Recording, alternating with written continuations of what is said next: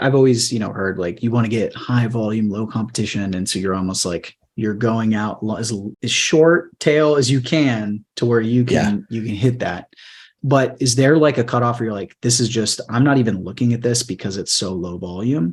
Or is it more like I'm putting this out there because I know it's going to get the right views? This is a general rule and we break it all the time, but like if it has less than 1,000 searches per month estimated, because all those search estimation, search traffic numbers and all that are all estimated.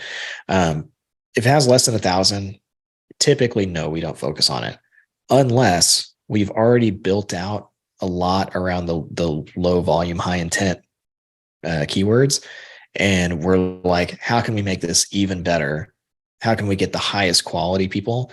Like, yeah, we'll go down the rabbit hole a little bit further. If something has like 20 searches a month, no, we're not going after that. But like, I tend to be more aggressive on that stuff. Like I'd rather keep going for quality, even if it's really low volume. Now, this is where you get into Google versus YouTube and other things. Like sometimes, depending on how you structure your article, if you're trying to optimize it for Google, you can scoop up a lot of those really, really low volume, low intent keywords with a single article. And that should be the goal. Like you always try to do that, but sometimes you don't. And sometimes it's like, sometimes the intent is like, I don't want to get too far in the weeds here, but like sometimes you might just need to write a different article for those keywords. Like if there's like a really low volume, super like ultra high intent, like that person's going to book a call and buy an $8,000 product. Like I'll go after that. Especially if we can't seem to get another related article that also scoops up a lot of those low intent keywords. Or I'm sorry, high intent keywords. Like if we can't seem to get it to rank for that one, like we'll throw a flyer out and like throw one at like just a completely separate article that only targets that specific keyword. Because sometimes like when people search for something, it might mean something totally different. I've seen examples of that. I can't think one off the top of my head, but where it's like you think they're searching for one thing and then you realize like, oh, they are looking for something totally irrelevant. Yeah. Well, what's one of the food deliveries or like Grubhub?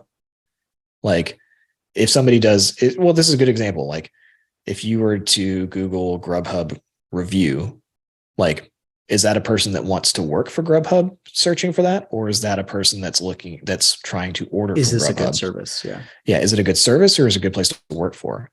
And so like, that's where you kind of have to start really thinking about like, well, what does the person mean? Right. And a lot of times Google just tells you, like, if you Google that keyword, the results that bubble up are going to be, it's going to be like Grubhub shopper review or whatever.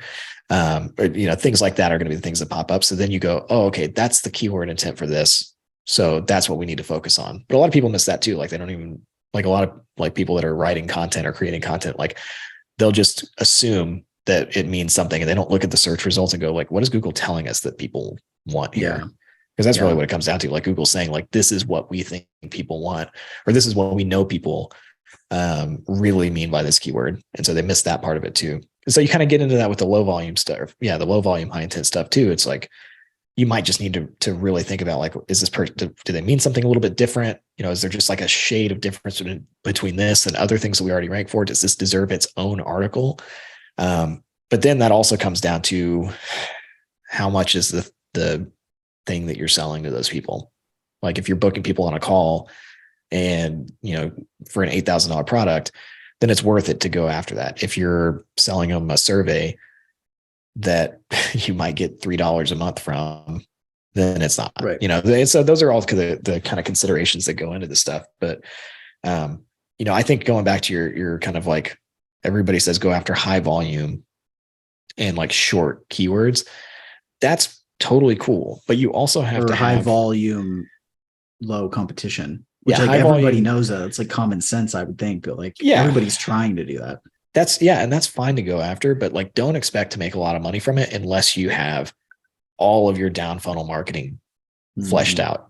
Like you're gathering SMS, you're gathering text messages, you're pulling people in via email, right? And then you're nurturing those people. And then like the email part of it, we didn't even talk about this before. It's like there's, getting a bunch of high intent volume, creating lookalike audiences on Facebook.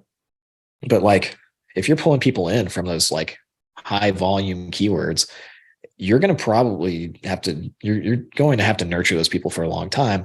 And then you can eventually, through automations and segmentation, like you get people that become buyers, and then you can start taking those people and then you add that to your Facebook ad strategy where you're just uploading the CSVs of like those specific emails that have done really well and are super high intent. And so you're building it that way. But like, if you're going to go after that top level stuff, that's high volume, like and you want to make a lot of money from it, like you've really got to build out all of the email marketing and all of the follow-up marketing. And then like retargeting ads come into that. Like, so it becomes an environment. Yeah. I don't know if we're which you need to build the environment anyway, but you need a place to start.